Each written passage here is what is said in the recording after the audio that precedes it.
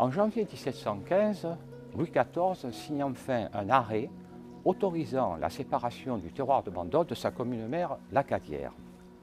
Dans le même temps, le seigneur de Boyer s'engage vis-à-vis des futurs villageois à les approvisionner en eau potable.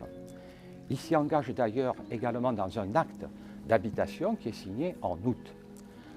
La première réalisation sera la construction d'un canal d'amener qui partira du Grand Valat à partir d'une source dite le Larquet et qui amènera l'eau en haut de la place de l'église, à l'époque appelée place du marché ou place publique. La fontaine qui est construite sera plutôt dans la partie inférieure de cette place. Elle sera constituée de 3 bassins, dont le dernier est un lavoir qui se trouve quasiment en bordure du rivage, car il ne faut pas oublier qu'à l'époque, l'eau de mer affleurait la partie basse des habitations. Il ne faut pas oublier que le premier puits qui fut construit sur Bandol est celui correspondant au château fort. En 1594, le fort est construit et en 1610, le château. Tous deux sont le fait d'Antoine de Boyer. Un puits à margelle est alors construit au centre de l'enceinte du fort. Ce puits est destiné à approvisionner la garnison et les seigneurs en eau potable, mais souvent on y retrouve de l'eau saumâtre, voire salée, car de l'eau de mer s'infiltre par une fissure à la base de l'éperon rocheux de la motte. Pour ce qui concerne les puits, il en existe de 2 types. Il y a les puits communs ou à usage collectif, qui sont souvent des puits de quartier et dont la construction et l'entretien sont évidemment à la charge du seigneur. Par contre, les puits périphériques aux alentours des bastidans sont eux évidemment à la charge des propriétaires. Au XVIIIe siècle, de nombreux puits peuplaient les quartiers de Bandol. Nous allons vous montrer 2 vestiges de puits de cette époque, dont l'un se trouve à l'intersection Aristide-Briand et de la rue des Jardins. La rue des Jardins, où se trouvaient les jardins potagers du Seigneur, se trouve donc à quelques mètres de la rue de la Bourgade, qui est aujourd'hui la rue du Docteur Marson, et donc à proximité du port. Ces quartiers étaient les quartiers de la Dispute et les quartiers du Pigeonnier, où se trouvait effectivement le pigeonnier du Seigneur. En 1775, le maire, le premier consul à l'époque, reçoit une demande des habitants du quartier de la Dispute pour construire un puits commun.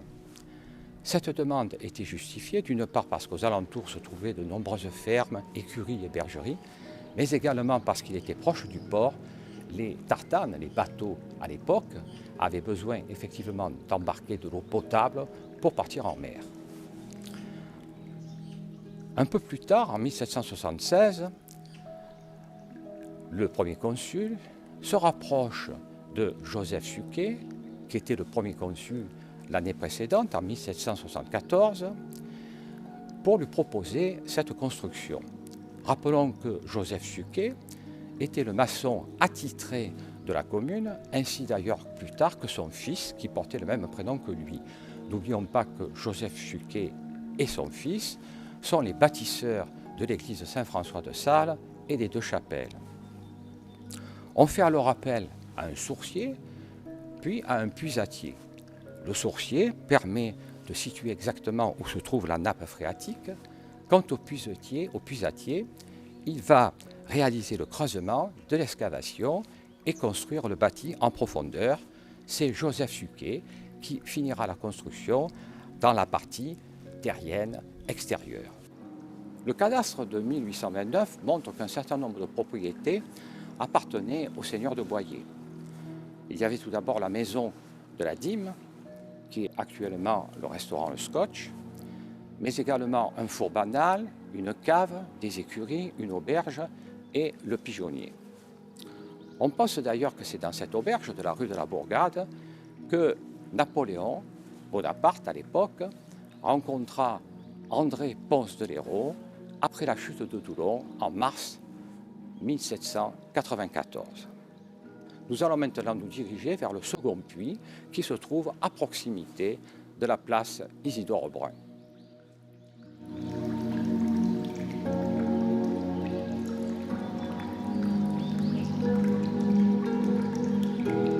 Voici donc derrière moi le second puits qui se trouve au fond d'une traverse qui part de la place Isidore-Brun, place jadis appelée place de l'Air puisqu'on y pratiquait le battage du blé.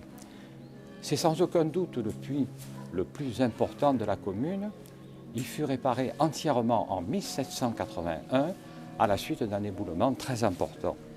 On voit que ce puits est également couvert, comme pour le premier puits, pour éviter évidemment les contaminations, mais également les souillures lors du battage du blé. Pour conclure, j'utiliserai une anecdote écrite par Lucien Grillon dans son livre « Bandol de siècles d'histoire ». L'eau est la grande affaire des ménagères et elles réglementent très sérieusement son utilisation. Comme elles en ont la corvée, elles sont les maîtresses de l'usage et elles doivent l'économiser. Elles sont donc souvent rassemblées autour de ces puits et c'est probablement à cause de ces rassemblements que les puits ont souvent été des lieux de commérage.